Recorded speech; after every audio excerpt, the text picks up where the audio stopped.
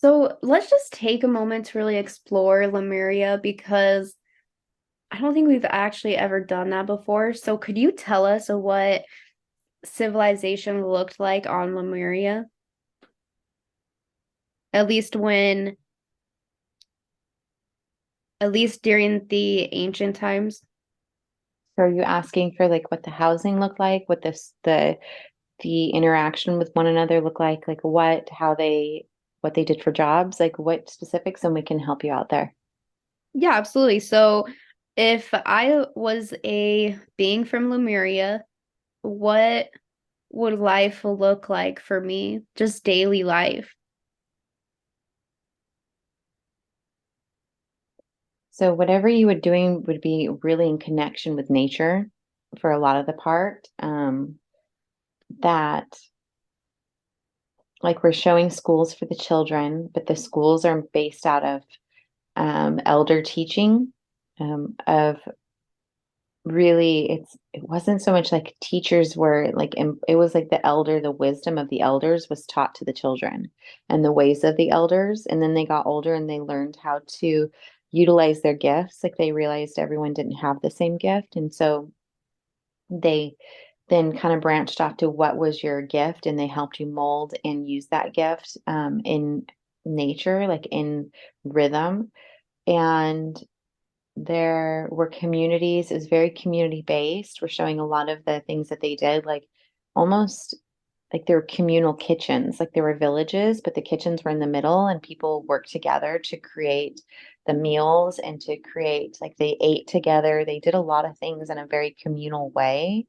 That was very beautiful. And then there were some major cities, but not cities like you would think here as a metropolitan area. It would just be where um, you would go to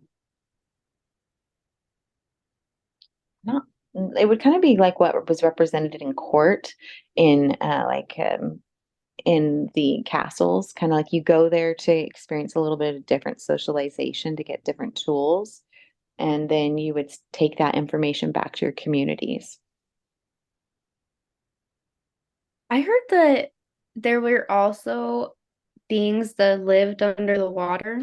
Could you show Carrie those beings today? Yes, there are glass domes, what you would think of glass domes within and cities within, underneath the water, where the beings could interact with uh, the people. I will say people for of Lemuria, and so it's like the people of Lemuria would go into these glass dome cities underneath the water to be able to see through and engage with the underwater beings.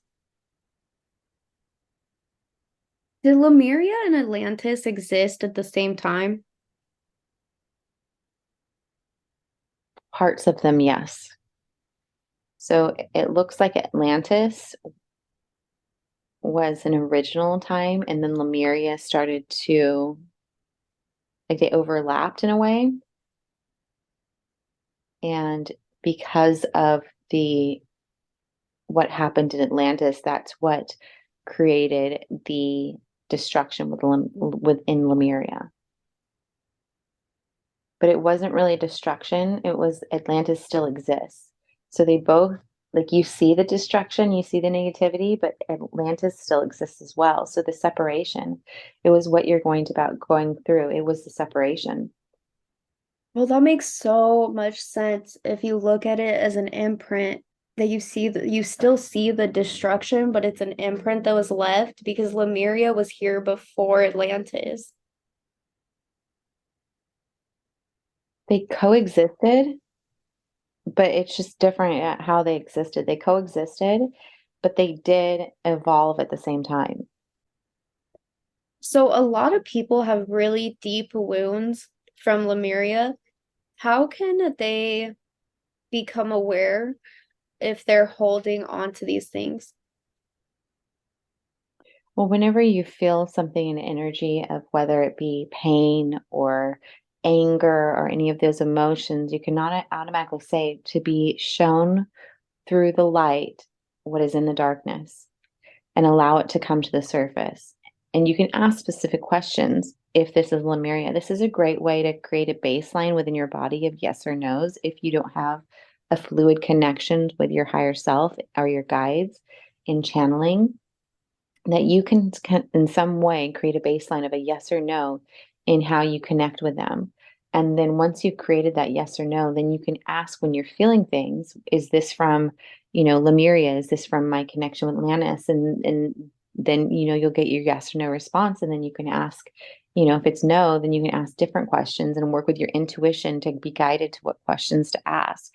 And that's very basic in the fundamental of the beginning to use yes or no response systems. You can even use a pendulum if that helps you in a visual way, creating your baseline within the pendulum, then asking the questions.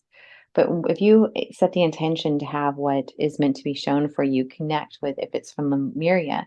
But you can also, is a big aha moment for Carrie because she was really connecting with and she was there at the last days of Lemuria and the destruction. That's what she remembers in her past life. But she doesn't also, when she sees that yes is the echo of what was left behind is destruction. But in reality, that destruction was the disconnection between the 3 and the 5D, if you will. And Lemuria actually went on to advance into a higher realm. And so it was actually the graduation. It looked like destruction to you.